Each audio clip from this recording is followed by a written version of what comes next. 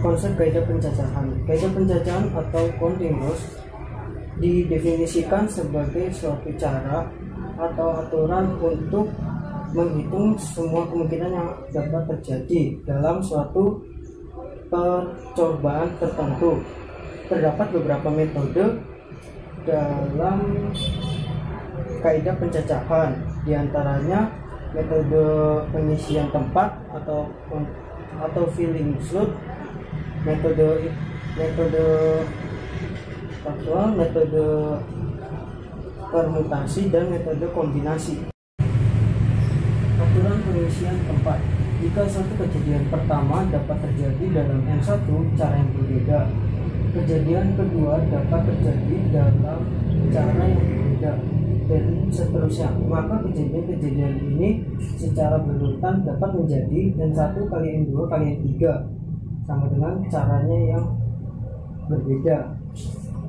Contohnya, seorang pekerja memilih 4 buah kemeja dan 2 buah dasi yang masing-masing mempunyai warna yang berbeda. Beberapa potongan warna kemeja dan dasi yang dapat dibuat jika himpunan kemeja adalah K sama dengan K1, K2, K3, dan K4 sama dengan K2, dan himpunan dasi adalah D sama dengan D1, D2 sama dengan 2 buah, sehingga dapat ditentukan bahwa NK kali ND sama dengan 4 kali 2 sama dengan 8 cara.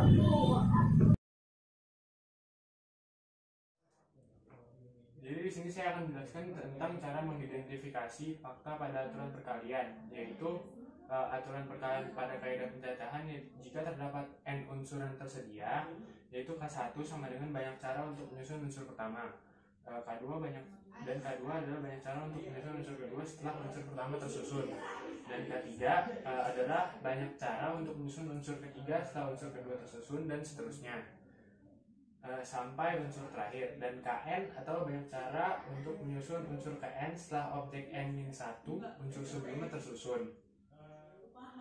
Dan ada banyak cara untuk menyusun n unsur yang tersedia adalah yaitu K1 kali K2 kali K3 kali sampai dengan K kali Kn. Ada catatan, yaitu aturan perkalian biasanya digunakan untuk beberapa kejadian yang semuanya atau sekaligus terjadi, dan biasanya menggunakan kata penghubung dan untuk rumus atau formula aturan perkalian yaitu ada M kali N, yaitu M sama dengan kejadian pertama dan N adalah kejadian kedua. Dari itu dikali dan ketemulah hasilnya.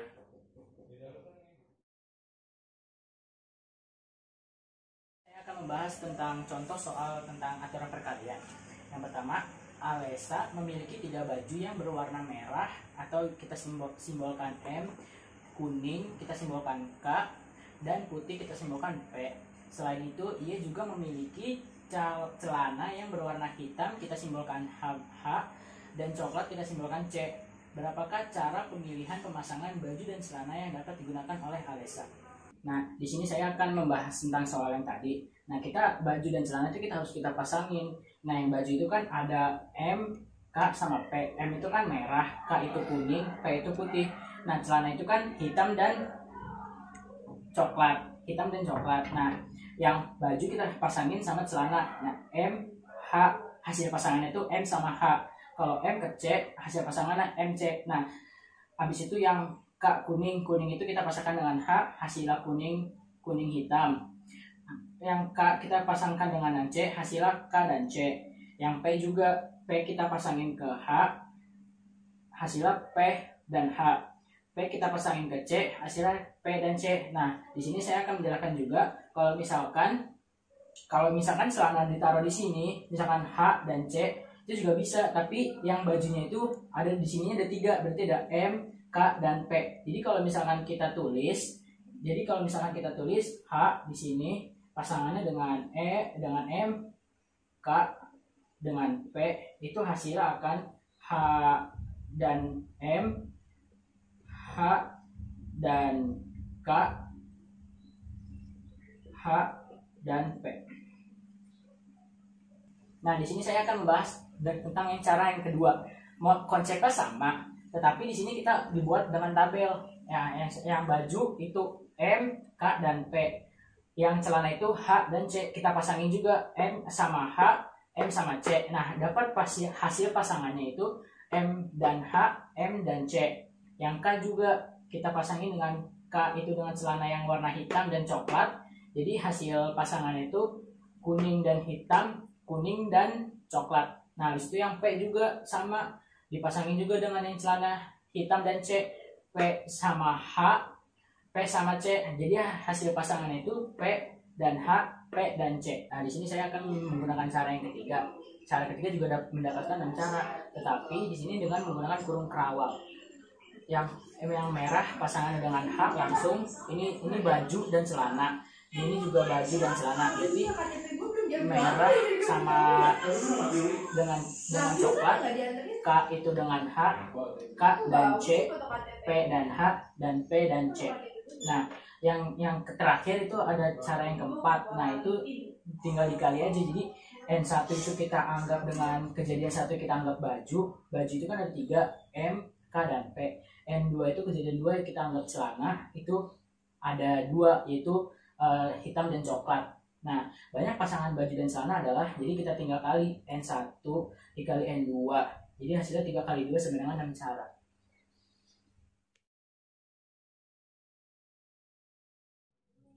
Di sini saya akan menjelaskan tentang faktorial. Dalam matematika, faktorial dari bilangan asli N adalah hasil perkalian antara bilangan bulat positif yang kurang dari atau sama dengan N. Faktorial ditulis sebagai N lalu ada tanda serunya dan disebut N faktorial. Bentuk dari faktorial yaitu rumusnya N faktorial sama dengan N dikali N-1 dikali N-2 sampai dikali N-N plus 1, di mana untuk 0 faktorial sama dengan 1 faktorial sama dengan 1, sehingga 2 faktorial sama dengan 2 dikali 1 sama dengan 2, 3 faktorial 3 dikali 2 kali 1 sama dengan 6, dan seterusnya. Di sini saya akan membahas contoh soal tentang faktorial.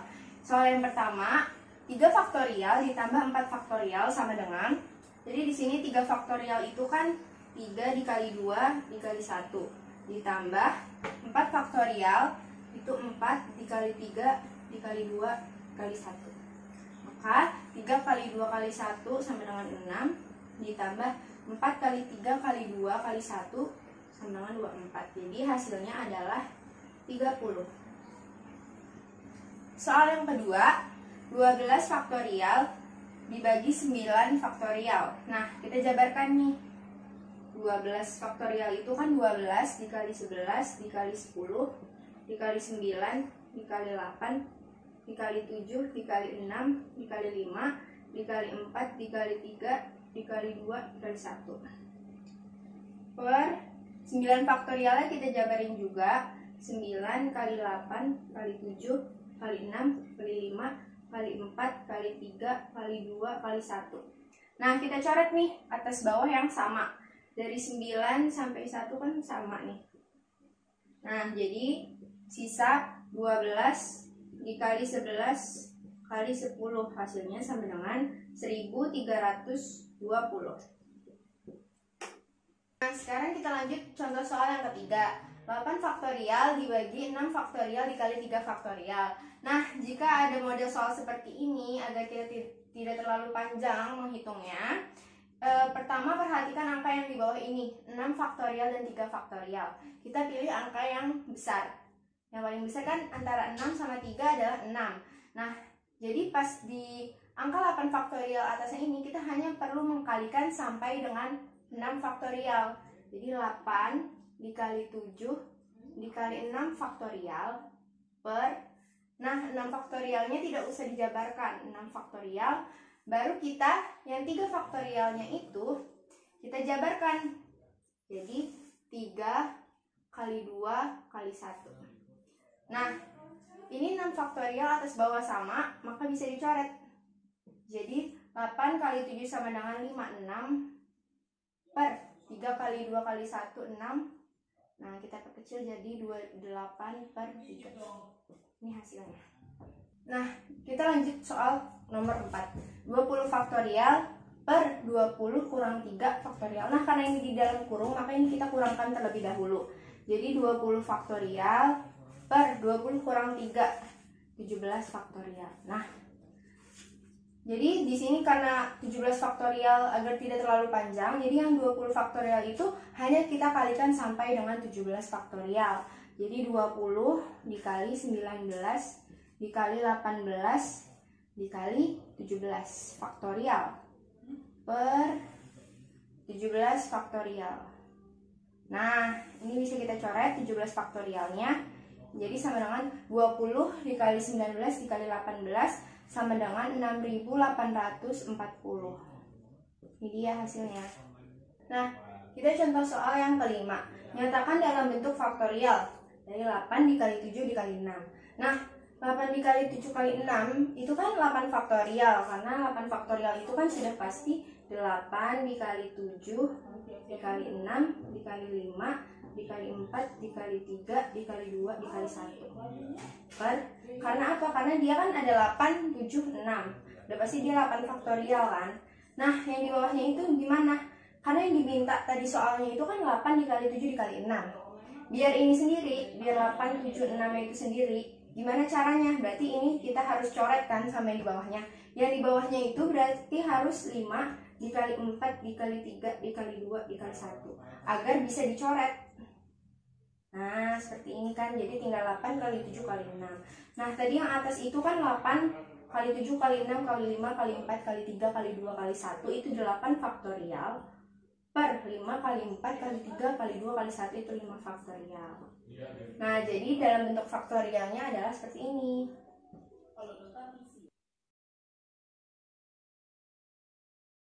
Kita akan membahas tentang latihan soal filling short. Soal yang pertama, dari angka-angka 3, 4, 5, 6, dan 7 akan disusun bilangan terdiri dari 4 angka yang tidak boleh berulang atau tidak boleh sama. Banyak bilangan yang kurang dari 6.000 yang dapat dibuat adalah, nah, pertama cara jawabnya, kita bikin 4 kotak. Kotak yang pertama untuk ribuan, ratusan, puluhan, sama satuan. Nah, pertama kita harus lihat dulu angkanya. Ini ada 3, 4, 5, 6, dan 7 angka yang tidak boleh lebih dari 6.000. Berarti untuk ribuannya yang kurang dari 6.000 itu ada 3 angka atau ada 3 kemungkinan, itu ada 3, 4, sama 5 kan, karena dia kurang dari 6.000. Berarti di kotak ribuan ini kita bakalan tulis angka 3. Terus selanjutnya untuk ratusan, karena ada 5 angka terus udah dipakai untuk ribuannya 1 kan, dia nggak boleh sama, berarti udah dipakai di ribuannya 1. Berarti untuk di ratusannya 5 dikurang 1 itu ada 4 kemungkinan atau ada 4 angka gini. Nah, terus untuk yang puluhannya karena ada 5 angka terus sudah dipakai untuk ribuan 1, dipakai untuk ratusannya 1, berarti di kotak yang puluhan itu berarti sisanya sisa 3 kemungkinan. Terus yang terakhir itu untuk satuannya, dari 5 angka udah dipakai sama ribuannya 1, ratusannya 1, sama puluhannya 1, berarti untuk di satuannya yang kurang dari 6.000 itu ada 2 angka atau 2 kemungkinan. Nah, kalau udah lengkap kayak gini kotaknya, berarti ini semua angka ini yang ada dalam kotak tinggal kita kalikan.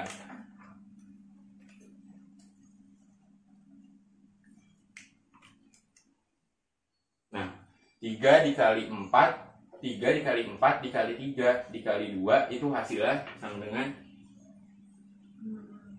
72. Jadi banyak bilangan yang kurang dari 6.000 yang dapat dibuat adalah ada 72. Soal yang kedua, soalnya banyak bilangan antara 1.000 dan 4.000 yang dapat disusun dari angka-angka 1, 2, 3, 4, 5, dan 6 dengan tidak ada bilangan yang sama. Adalah sama dengan soal yang pertama. Pertama kita bikin kotaknya dulu 4 kotak untuk ribuan, ratusan, puluhan, sama satuan. Nah, pertama kita tentuin kotak yang ribuan. Kotak yang ribuan bilangan antara 1.000 dan 4.000. Nah, berarti kan itu ada angka 1, 2, sama 3. Berarti ada 3 kemungkinan angka. Berarti kita tulis di ribuan ini 3. Nah, selanjutnya kita nentuin untuk yang ratusannya. Nah, untuk yang ratusannya, karena dari 6 angka ini udah kita ambil 1 untuk di ribuan, berarti di ratusan ini jadi ada 5 kemungkinan atau 5 angka. Nah, habis itu di puluhannya. Habis itu kita nentuin puluhannya. Nah, di puluhan itu dari 6 angka ini karena udah diambil satu untuk ribuan, satu untuk ratusan, dan tidak boleh ada bilangan yang sama, berarti di puluhan ini kita tulis 4. Nah, selanjutnya yang terakhir nih di satuannya. Nah, untuk di kotak satuan dari 6 angka ini yang antara 1000 sama 4000 nah, berarti buat satuannya dari 6 angka udah diambil satu untuk ribuan, diambil satu untuk ratusan, diambil satu untuk puluhan, berarti di satuan ini ada 3 kemungkinan angka. Nah, selanjutnya langkah yang kedua, kalau udah ditentuin kayak gini berarti kita tinggal kali semua angka yang ada di dalam kotaknya.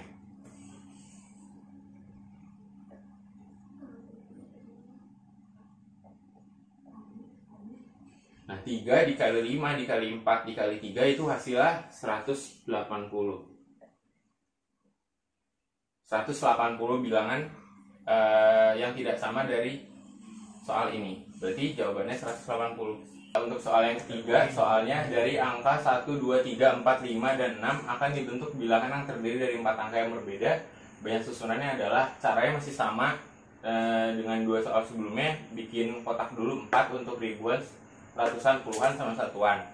Nah, pertama nentuin ribuannya. Nah, ini ada 6 angka, berarti kan ini nggak ditentuin batasannya berapa buat nentuin ininya. Berarti langsung aja tulis karena ada 6 angka, berarti di ribuannya kan bisa ada kemungkinan 6 kemungkinan atau 6 angka. Nah, habis itu di ratusannya karena ini ada 6 angka, nah udah dipakai di ribuannya ini 1, berarti di ratusannya ini sisa 5. Nah, habis itu nentuin puluhannya. Nah, di puluhan dari 6 angka ini udah dipakai 1 di ribuan, dipakai 1 di ratusan, berarti di puluhan ini sisa 4. Nah, terus yang terakhir di satuannya. Dari 6 angka udah dipinjam 1 di ribuan, pinjam 1 di ratusan, sama di puluhannya, berarti di satuannya ini sisa 3. Nah, habis itu udah ditentuin angkanya di kotak ini, terus tinggal dikaliin.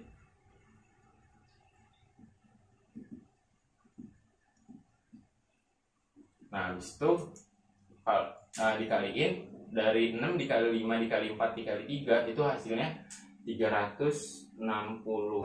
Nah, berarti soal yang ketiga ini jawabannya 360. Sekarang kita akan membahas latihan soal faktorial. Yang pertama, hitunglah nilai dari yang A, 5 faktorial per 4 faktorial kali 3 faktorial. Yang B, 7 faktorial per 4 faktorial. Langsung aja kita kerjain. Kalau faktorial itu kan 5 kali 4, kalau contoh yang A, 5 kali faktorial, 5 kali 4 kali 3 kali 2 kali 1. Itu terlalu panjang, jadi singkat aja cara cepatnya.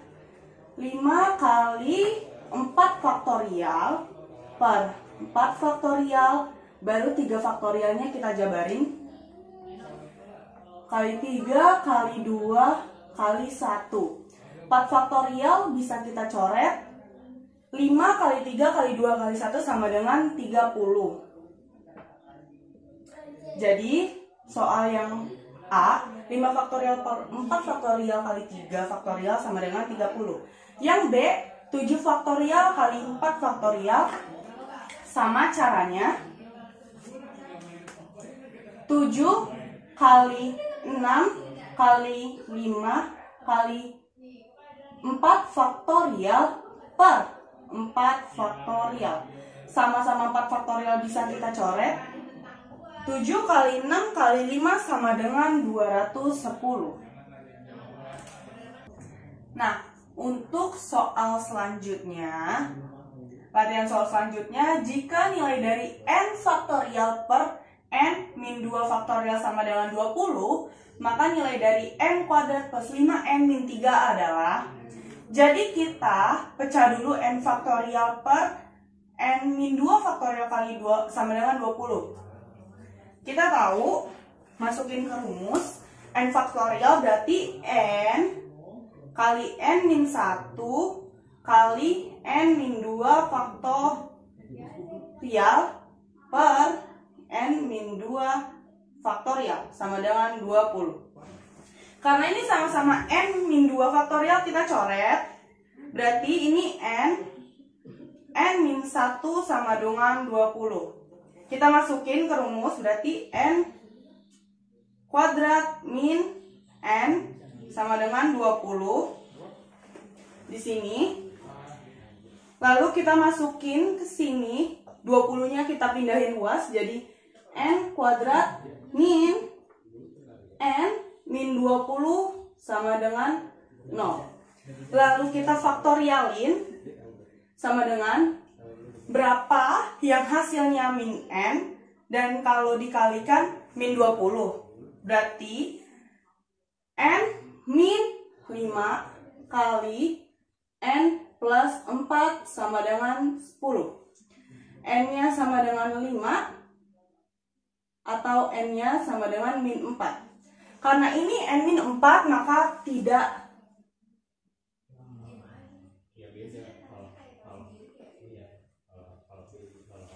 memungkinkan. Nah, langsung ditanya, kita udah tahu N-nya sama dengan 5. Yang ditanya nilai dari N kuadrat plus 5N min 3. Berarti N kuadrat plus 5N min 3 sama dengan N-nya 5. Berarti kita langsung masukin 5 kuadrat plus 5 kali N-nya 5 min 3. 5 kuadrat sama dengan 25 kali 25 min 3. 50 dikurang 3 sama dengan 50 dikurang 3 sama dengan 47.